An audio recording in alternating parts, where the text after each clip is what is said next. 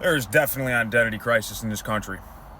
A lot of questions and a lot of wrong answers going around there. Now, I'm not gonna. I don't know everything. Not even close. There's so much to learn that I will. I don't have enough time in this life to learn it. But I do have a couple of simple answers, and I'm just going to give them to you.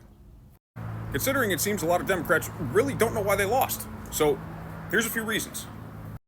A lot of Republicans talk about common sense and how the Democrats have a lack of it. That is not a dig, or at least when I say it, I don't mean it to be. It is simply trying to frame where we are coming from with our arguments, with our points. So with that in mind, for example, you can identify as a woman. And if you respect people, they will most likely show you the respect of calling you what you identify as. However, on your government documents, it is scientifically a definition, female and male. Those need to be defined. It's defined chromosomally. XX, XY. If you have XY chromosomes, you're a male. You can identify differently. That is different than saying you are not allowed to say this and that. No, you're free to be whoever you want. We're just saying, from the point of common sense, we need to have a baseline. That's number one. Meritocracy is not a bad word. Meritocracy simply means we're going to hire you based on your merit, based on what you can do. Now, many people see this as racist because it's the abolishing of DEI. In fact, it's the opposite. DEI was actually racist against white people.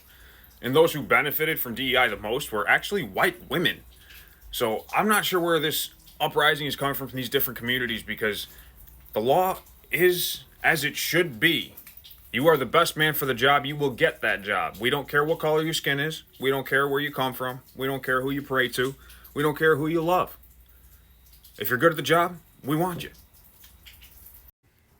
Even films, they say culture is downstream from politics, or politics is downstream from culture, whichever one it is. Honestly, I think it's both. Snow White is very concerning. Now, obviously, I'm a 34-year-old man. Don't really care about Snow White. But I do care that they're trying to spread a very Marxist message across the world. Now, let me explain why this doesn't work. For those of you who don't know, Marxism is like everybody shares everything, we all work and we all get the same thing, we all live happily ever after. It doesn't work because people have ambition. And I'm sorry, if you're doing a much harder job than the person next to you is doing, and you're getting paid the same, you're probably going to be really upset while the person next to you is going to be really, really happy. That does not work.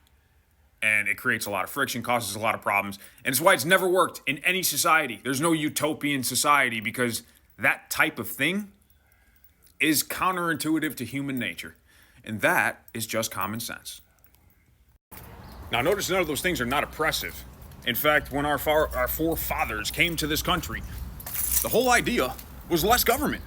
Was they don't want the government interfering in their business, in their education system. They don't want to be taxed. None of that.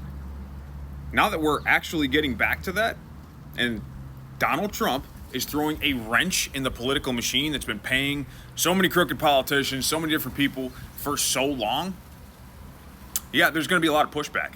And what they're going to try to do is pit me against you to distract from what is really happening.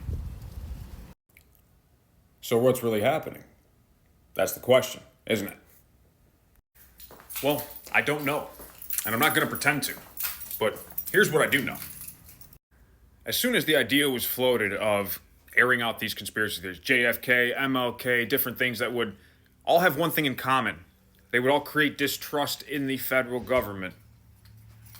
Suddenly, it got 10 times worse in terms of opposition to Trump and everything he does. So the common sense question to ask, why is it so important to them that we unequivocally trust them?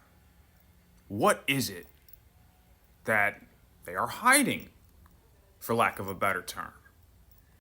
And that's where we bring ourselves to Doge and these different executive orders that are happening and the current conversations that are happening. These all tie into that. Now, why would they not want us to distrust them at a time when we are looking at the waste, fraud, and abuse of the federal government? If you think about that from a common sense standpoint, They don't want us to distrust them because they want to be able to lie to us. Despite what they would have you believe, if Ukraine was allowed to continue its campaign and keep defending itself, which it is failing to do, World War III would spread, and it would spread here. Now, Trump is stopping these wars, both in the Middle East and in Russia and Ukraine. However that gets done should not be our concern. The main thing is that it gets done so that we don't have to fight. I grew up around a lot of old timers, and I gotta say, they used to say all the time, because obviously they make jokes, what's wrong with these kids? What's wrong with these kids? And one guy said one of the most profound things I've ever heard. He said, they're still kids. They never had to grow up. By the time we were their age, we had already had X amount of kills on our hands, and we fought in Vietnam, all this stuff. Our generation didn't have to do that. Every other generation before ours, they had to become men very quickly. They had to fight in a war. We haven't had to do that. So we talk about it like it's nothing, like it's an idea. It isn't. It's real. People die. It's bloody and brutal. There is nothing glorious about it.